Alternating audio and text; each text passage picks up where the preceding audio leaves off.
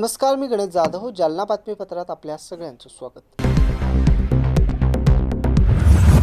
या बातमीपत्राचे प्रायोजक आहेत संजीवनी मल्टी स्पेशालिटी हॉस्पिटल. आपल्या आरोग्याची संजीवनी. The skill to heal, the speed to care. Maharashtra राज्य सफाई कर्मचारी आयोगाचे अध्यक्ष तथा राज्यमंत्री दर्जा असलेले शेरसिंग डांगोर यांनी जालना दौऱ्यावर येत जिल्हाधिकारी कार्यालयात आणि जालना महापालिकेत आढावा बैठक घेतली आहे. सफाई कामगारांच्या समस्या, प्रलंबित प्रकरणे आणि विविध शासकीय योजनांच्या अंमलबजावणीचा त्यांनी सविस्तर आढावा घेतला आहे. जालना महापालिकेत झालेल्या बैठकीत सफाई कामगारांच्या कल्याणासाठी राबवण्यात येणाऱ्या योजनांवर सविस्तर चर्चा करण्यात आली. यावेळी महापालिकेचे अतिरिक्त आयुक्त अर्जुन गिराम यांनी अध्यक्षांचे पुष्पगुच्छ देऊन स्वागत केले. बैठकीदरम्यान नमस्ते योजना अंतर्गत सफाई कामगारांना पीपीई किटचं वाटप, आयुष्यमान भारत योजनेअंतर्गत आरोग्य सुविधा तसेच रमाई घरकुल योजनेचा लाभ याबाबतची माहिती प्रशासनाकडून देण्यात आली.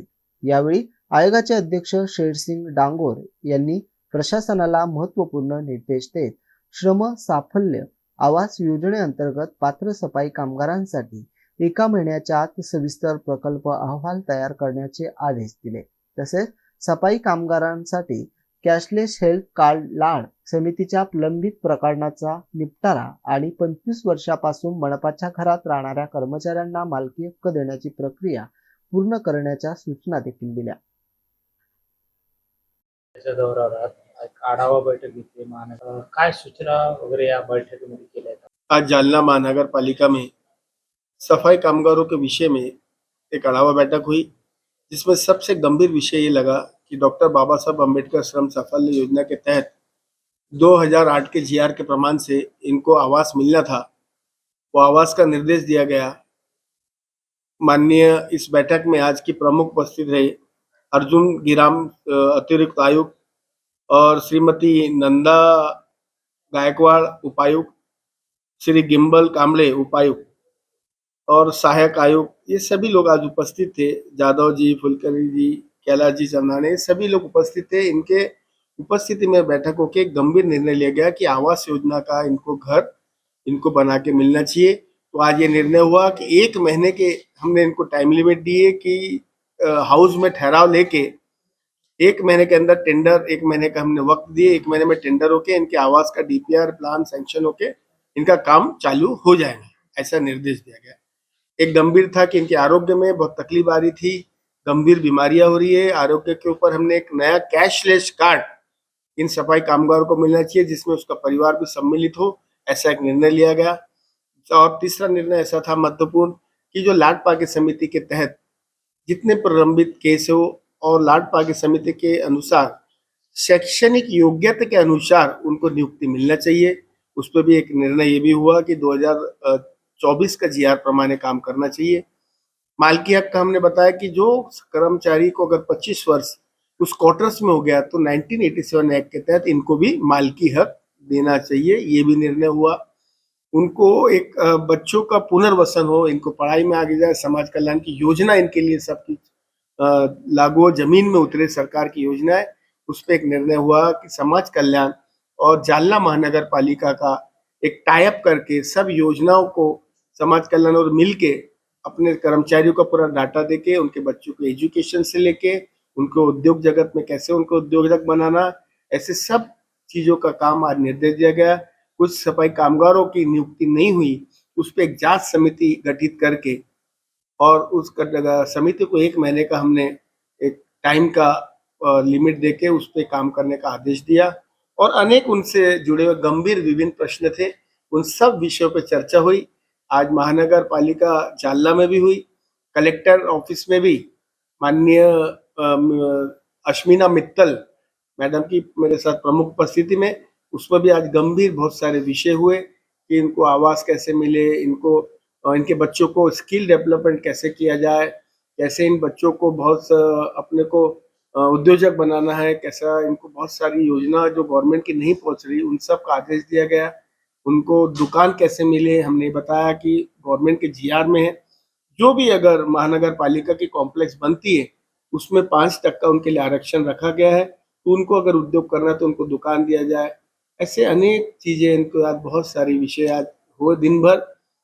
मुझे उम्मीद है कि इस पे जल्दी ये लोग बैठक लगा के बहुत सारे निर्णयों की अमलबजानी करेंगे। आज इतना ही कहते हुए मैं आज दिन भर का मराठवाड़ा दौरा आज जालना का खत्म हुआ। आने वाला पूरा मराठवाड़ा ये हफ्ता भर मेरा पूरा निरंतर ऐसे ही चलेगा। आपका चैनल का भी बहुत बहुत आभार व्यक्त करते हुए अपनी वाणी को विराम देता हूँ। जालना शहर महापालिका कार्यालयात नव्यानं तयार करण्यात आलेल्या सभागृहाला स्वर्गीय बाळासाहेब ठाकरे सभागृह असं नाव देण्यात यावे अशी मागणी प्रभाग क्रमांक 8 मधील नगरसेवक दुर्गेश किशनलाल काठोडीवाले यांच्या नेतृत्वाखाली करण्यात आली। यासाठी एका शिष्टमंडळाने महापालिकेचे अतिरिक्त आयुक्त अर्जुन गिराम आणि सहाय्यक आयुक्त अर्पणा जाधव यांची भेट घेऊन निवेदन सादर केले।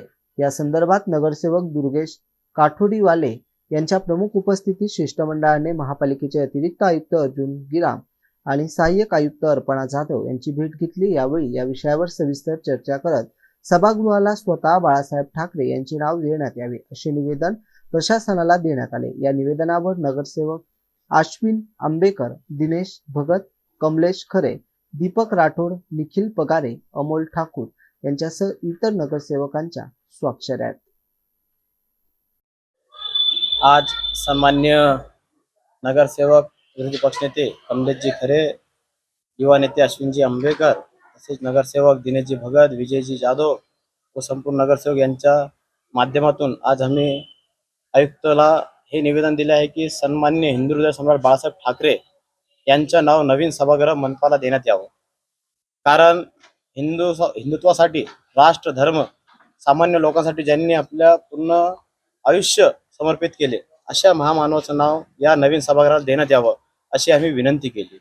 जालना शहरातील जुना जालना भागातील युसुफ कॉलनी आणि शास्त्री मोहल्ला परिसरातील रेणुका माता मंदिराजवळ झालेल्या अतिक्रमण आणि कचऱ्याच्या ढिगाऱ्याच्या प्रश्नावर अखेर महापालिका प्रशासनानं कारवाईला सुरुवात केली आहे। महाराष्ट्र मातंग सुधार समितीच्या वतीनं या ठिकाणी झालेल्या अस्वच्छतेविरोधात आंदोलनाचा इशारा देण्यात आला होता। मात्र प्रशासनाने वेळेत दखल घेत अतिक्रमण आणि कचरा हटवण्याचं काम सुरू केल्यामुळे प्रस्तावित आमरण उपोषण मागे घेण्यात आलंय। जालना शहरातील युसुफ कॉलनी, शास्त्री मोहल्ला आणि जुना जालना भागातील रेणुका माता मंदिर परिसरात काही नागरिकांनी अतिक्रमण केलं होतं। याच ठिकाणी आजूबाजूच्या परिसरातील मोठ्या प्रमाणात कचरा आणून टाकला जात होता, त्यामुळे तेथे कचऱ्याचा मोठा डेपो तयार झाला होता। इतकेच नव्हे तर मंदिर परिसरातील पुरातन आणि ऐतिहासिक बारव देखील कचरा टाकून बुजवण्याचा प्रयत्न होत असल्याची बाब समोर आली होती। या परिसरात महापालिकेची शाळेची मोठी इमारत असल्यामुळे विद्यार्थ्यांच्या आरोग्याचाही प्रश्न निर्माण झाला होता। या गंभीर समस्येकडे लक्ष वेधत महाराष्ट्र मातंग सुधार समितीचे राजाराम गायकवाड आणि शोभा राजाराम गायकवाड यांनी महापालिकेला निवेदन देत आंदोलनाचा इशारा दिला होता। 10 मार्च पासून महापालिकेच्या मुख्य कार्यालयासमोर आमरण उपोषण करण्याचा इशारा देण्यात आला होता। मात्र प्रशासनाने या प्रकरणाची दखल घेत तत्काळ कारवाई करत रेणुका माता मंदिर परिसरातील अतिक्रमण हटवणे आणि कचरा डेपो हटवण्याची प्रक्रिया सुरू केली। त्यामुळे स्थानिक नागरिकांनी प्रस्तावित आमरण उपोषण मागे घेतले। मंदिर इथं खूप अस्वच्छता पसरली होती आणि काही अतिक्रमण सुद्धा होतं। या संदर्भात आपण आंदोलनाला सुद्धा इशारा दिला होता आणि आज काय सांगाल साहेब? हे रेणुका मातावर काही नागरिकांनी अतिक्रमण केले होते, तसेच राहणाऱ्या नागरिकांनी इथं कचरा कुंडी व कचऱ्याचा अड्डा केला होता आणि महाराष्ट्र मातंग सुधार समिती मार्फत आजपासून महापालिका कार्यालयासमोर आमरण उपोषण सुरू करण्यात येणार होते। पण महापालिकेचे आयुक्त व महापौर, उपमहापौर यांनी तात्काळ आमच्या उपोषणाची दखल घेऊन इथं युद्धपातळीवर काम सुरू केलेले आहे आणि सध्या पण काम चालू असल्यामुळे आमचे नियोजित उपोषण मागे घेत आहोत आणि सहकार्याबद्दल महापौर, उपमहापौर, आयुक्त मॅडम यांचे धन्यवाद व्यक्त करतो। मंदिर परिसर आहे, रेणुका माता मंदिर आहे, तर ती स्वच्छता वगैरे साफसफाई काही अतिक्रमण आहे ते काढले जाते काय? शास्त्री मोहल्ला भागातील युसुफ नगर या ठिकाणी रेणकाई म्हणून एक रेणुका मातेचं मंदिर आहे, ज्या ठिकाणी नगरपालिकेची एक शाळा आहे। त्या ठिकाणी काही अतिक्रमण झालं होतं आणि त्या ठिकाणी कचरा आणि याचे ढिग पसरले होते। संबंधित परिसराच्या नागरिक शोभाताई राजाराम गायकवाड आणि परिसरातले इतर नागरिक यांनी या ठिकाणी उपोषणाचा इशारा दिला होता पालिकेला। त्या पालिकेच्या अनुषंगाने माननीय आयुक्त तथा जिल्हाधिकारी मित्तल मॅडम तसेच महापौर आणि उपमहापौर राजेशजी राऊत यांनी नुकतीच या ठिकाणी काल भेट दिलेली असून त्यांच्या आदेशानुसार या ठिकाणचं अतिक्रमण हे निष्कासित करून त्या ठिकाणची साफसफाई ही सकाळी सुरू करण्यात आलेली आहे आणि जेणेकरून त्या अतिक्रमण व कचऱ्याचा ढीग उचलण्याचं काम या ठिकाणी या पालिकेच्या वतीनं सुरू असून मी या नागरिकांनी असं या ठिकाणी काम सुरू झाल्यामुळे आजचं हे उपोषण या ठिकाणी त्यांनी स्थगित केलं आहे. त्यामुळे वेळ यांनी केलेल्या सहकार्याबद्दल मी या पालिकेच्या वतीने यांचा या ठिकाणी आभार व्यक्त करतो. जिल्हा ग्रंथालय अधिकारी कार्यालयामध्ये 10 ते 11 मार्चला जालना ग्रंथ उत्सव, ग्रंथ प्रदर्शन, विक्री, साहित्यिक मेळावा, परिसंवाद, सांस्कृतिक कार्यक्रम, भरगच्च उपक्रमाचं आयोजन करण्यात आलं आहे. उच्च आणि तंत्र शिक्षण विभाग, ग्रंथालय संचालनालयालय मुंबई आणि जिल्हा ग्रंथालय अधिकारी कार्यालयातर्फे दिनांक 10 आणि 11 मार्च 2026 या कालावधीत टाउन हॉल स्थित डॉक्टर बाबासाहेब आंबेडकर सभागृह जालना ग्रंथ उत्सव 2025चं आयोजन करण्यात आले असून 2 दिवस चालणाऱ्या या ग्रंथ उत्सवात ग्रंथ प्रदर्शन, विक्री, साहित्य मेळावा, परिसंवाद, सांस्कृतिक कार्यक्रम अशा भरगच्च उपक्रमांनी रेलचेल राहणार असल्याची वाचन संस्कृतीला प्रचार प्रसार व्हावा या उद्देशानं आयोजित ग्रंथ उत्सवात आज सकाळी ग्रंथदिंडीचं आयोजन करण्यात आलं होतं. गांधी चळवळ नेते महापौर वंदना बगरे, उपमहापौर राजेश राऊत यांच्या हस्ते उद्घाटन करण्यात आले. यावेळी अनेक मान्यवरांची उपस्थिती होती. सदरील ग्रंथदिंडी ही गांधी चळवळ मार्गक्रम करत डॉक्टर बाबासाहेब आंबेडकर सभागृह टाउन हॉल येथे ग्रंथदिंडीचा समारोप करण्यात आला. जिद्द, मेहनत आणि चिकाटी असेल तर कोणतीही परिस्थिती आड येत नाही, याचं जिवंत उदाहरण जालन्यात बघायला मिळालंय. सालगडी म्हणून काम करणाऱ्या वडिलांच्या मुलाने UPSC परीक्षा उत्तीर्ण करत देशात 812वा रँक मिळवलाय. जालना जिल्ह्यातील जळगाव सपकाळ येथील फिकन रोजेकर असं या यशस्वी विद्यार्थ्याचं नाव असून त्याच्या या यशामुळे जिल्हाभरातून आता त्याच्यावर कौतुकाचा वर्षाव होतोय. जालना जिल्ह्यातील जळगाव सपकाळ गावातील भिकन रोजेकर यांनी अत्यंत प्रतिकूल परिस्थितीतून UPSC परीक्षेत यश मिळवलं. भिकनचे वडील जगन रोजेकर हे सालगडी म्हणून काम करतात, तर आई बेबीताई रोजेकर या मोलमजुरी करून कुटुंबाचा उदरनिर्वाह करतात. घरची आर्थिक परिस्थिती अत्यंत साधी असतानाही भिकनने शिक्षणाची जिद्द सोडली नाही. UPSC सारखी कठीण परीक्षा देत त्याने सलग प्रयत्न सुरू ठेवले. यापूर्वी त्याने 4 वेळा UPSC परीक्षा दिली होती, मात्र त्यावेळी त्याला यश मिळालं नव्हतं. तरीही हार न मानता भिकनने 5व्या प्रयत्नात UPSC परीक्षा उत्तीर्ण करत देशभरातून 812वा रँक मिळवला. भिकन रोजेकर यांच्या या उल्लेखनीय यशामुळे जालना जिल्ह्यात आनंदाचं वातावरण असून सर्व स्तरातून त्याचं अभिनंदन होत आहे. दरम्यान भिकन रोजेकर यांनी UPSC परीक्षा उत्तीर्ण केल्याबद्दल जळगाव सपकाळ गावकऱ्यांच्या वतीनं त्यांचा सत्कार करण्यात आला. त्यांच्या या यशामुळे ग्रामीण भागातील विद्यार्थ्यांसाठी नवा प्रेरणादायी आदर्श निर्माण झालाय. साठीच नव्हे तर संपूर्ण तालुक्यासाठी एक अभिमानाची अशी गोष्ट झालेली आहे की आमच्या गावामध्ये IPS पदाला भिकनने गवसणी घातलेली आहे. आपण बघतोय की अत्यंत हालाकीच्या परिस्थितीमध्ये कष्टाचं चीज भिकनने केलंय. निश्चितच भिकनच्या माध्यमातून निश्चितच आमच्या गावातील युवकांना मार्गदर्शन मिळेल आणि भविष्यात हे काही शिक्षकांचं गाव म्हणून ओळखलं जायचं, हे निश्चितच अधिकाऱ्यांचं गाव म्हणून ओळखलं जाईल अशी आम्हाला अपेक्षा आहे. घरात साडीच्या साह्यानं गळफास घेऊन एका तरुणानं आत्महत्या केल्याची धक्कादायक घटना सोमवारी सायंकाळी उघडकीस आली. राजेश प्रकाश चव्हाण असं आत्महत्या केलेल्या तरुणाचं नाव आहे. विशेष म्हणजे 2 ते 3 दिवसापूर्वीच त्याने आत्महत्या केली होती. दुर्गंधी सुटल्यामुळं सदरील घटना उघडकीस आली. राजेश चव्हाण हे कन्हैया नगर येथे राहतात. ते विवाहित असून ते मागील काही दिवसांपासून पत्नीपासून वेगळे राहत होते. 2 ते 3 दिवसापूर्वी त्यांचे कुटुंब लग्नाला गेलं होतं. घरात कोणी नसल्यामुळे राजेश चव्हाण यांनी गळफास घेऊन आत्महत्या केली. घरी कोणी नसल्यामुळे ही घटना कोणाला कळाली नाही, परंतु सोमवारी नागरिकांना दुर्गंधी आली याची माहिती चंदनशिरा पोलिसांना देण्यात आली. सहपोलीस निरीक्षक सुनील चव्हाण हे कर्मचाऱ्यांसह घटनास्थळी दाखल झाले. या प्रकरणी चंदनशिरा ठाण्यात आकस्मिक मृत्यूची नोंद करण्यात आली आहे. याबरोबरच हे बातमीपत्र संपलं. पुन्हा भेटूया बातमीपत्राच्या पुढील भागात. तोपर्यंत नमस्कार.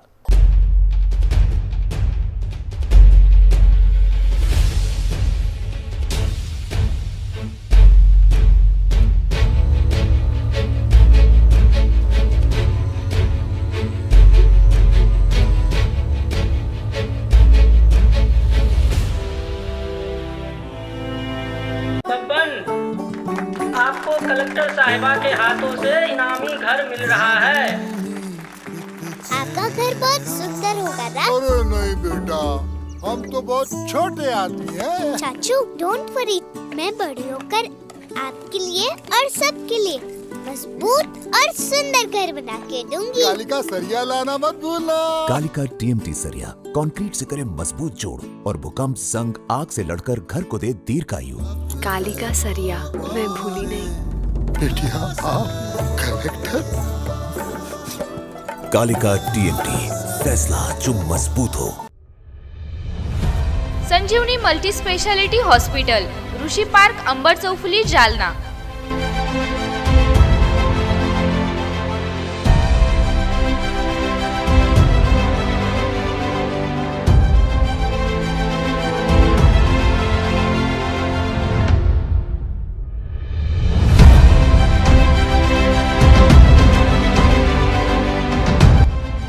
महात्मा ज्योतिबा फुले जन आरोग्य योजना आणि प्रधानमंत्री जन आरोग्य आयुष्मान भारत योजना उपलब्ध। मेडिसिन विभाग, बालरोग विभाग, स्त्रीरोग विभाग, अस्थिरोग विभाग, सर्जरी विभाग, नाक कान घसा विभाग आणि पॅथॉलॉजी विभागात काम करणारी तज्ञ डॉक्टरांची टीम। उपलब्ध सुविधा ICU, NICU, जालना शहरातील अद्ययावत ultima of 100 with stent boost cath lab. Modular operation theatre, dialysis विभाग, cardiac care unit CCU, angiography सुविधा, एंजिओप्लास्टी सुविधा, 24 तास अत्यावश्यक सेवा आणि कार्डियक ॲम्ब्युलन्स उपलब्ध। महाराष्ट्र पोलीस कुटुंब आरोग्य योजनेसह सर्व आरोग्य विमा कंपन्यांचे कॅशलेस उपचार। संजीवनी मल्टी स्पेशालिटी हॉस्पिटल, आपल्या आरोग्याची संजीवनी।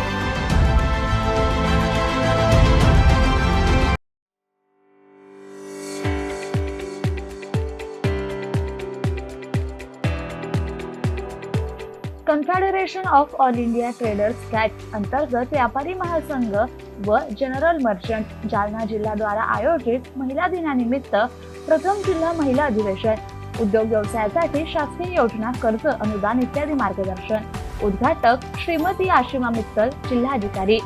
प्रेरणा श्री हस्तिमलजी बम, मराठवाडा विभागीय अध्यक्ष। कार्यक्रम अध्यक्षा सौ वर्षाची पित्ती, उद्योजिका व अध्यक्ष रोटरी क्लब। प्रमुख अतिथी श्रीमती PM मिन्नू, जिल्हा परिषद CEO। Shri Mangeshji Kedar, lead district manager bank. Shri Yogesh Sarnekar, महाव्यवस्थापक, जिल्हा उद्योग केंद्र। श्रीमती पौर्णिमा शिरीषकर, राष्ट्रीय संयोजिका कॅट। श्री सचिनजी निवंगुने, राज्य अध्यक्ष कॅट। श्री सतीशजी पंच, राज्य उपाध्यक्ष कॅट। श्री भीमराव वाघमारे, जिल्हा ग्रामोद्योग अधिकारी। सौ सीता मोहिते पाटील, मराठवाडा विभागीय अध्यक्षा। सौ आनंदी अय्यर, मराठवाडा विभागीय सचिव। 17 मार्च 2024 मंगळवार सकाळी 8 ते 9 नोंदणी। अल्पोपहार सकाळी 9 ते 1, अधिवेशन दुपारी 1 ते 2, स्नेहभोजन। स्थळ जैन भवन, सकलेचा नगर, भोकरदन रोड, जालना। आयोजक विनीत, प्रिया जोशी, जिल्हाध्यक्षा। श्रीमती प्रतिभा खाडे, उपाध्यक्षा। सौ संगीता पांगारकर, सचिव। सुखदेव बजाज, मराठवाडा सचिव। सहयोगी सुखदेव बजाज, मराठवाडा सचिव। अंकुश राऊत, उपाध्यक्ष। कासिम बावला, उपाध्यक्ष। प्रवीण मेहता, सचिव। संदीप काब्रा, सचिव GM।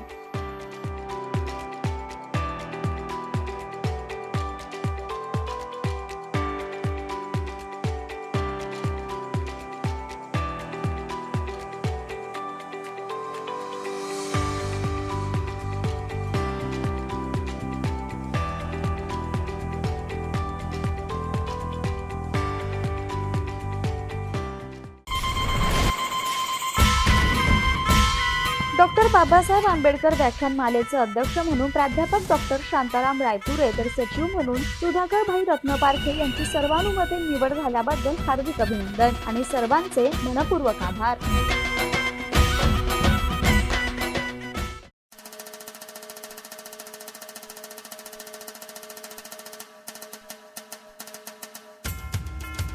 लोकेश सेठ संजयजी दुग्गड यांना वाढदिवसानिमित्त हार्दिक शुभेच्छा। शुभेच्छुक आनंद जडीबुटी आयुर्वेदिक भंडार आणि सहकारी यांच्या वतीने लोकेश शेठ यांना वाढदिवसानिमित्ताने हार्दिक शुभेच्छा।